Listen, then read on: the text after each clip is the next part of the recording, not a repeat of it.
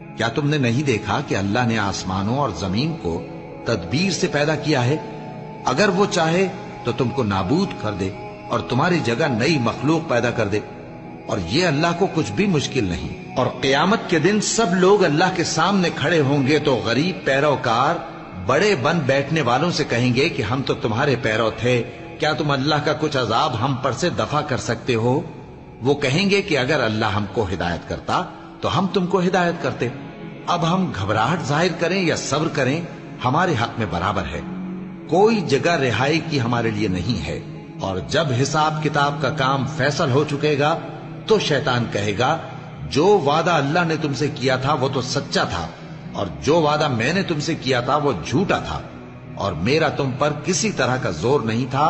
ہاں، میں نے تم کو گمراہی اور باطل کی طرف بلایا تو تم نے جلدی سے اور بے دلیل میرا کہنا مان لیا۔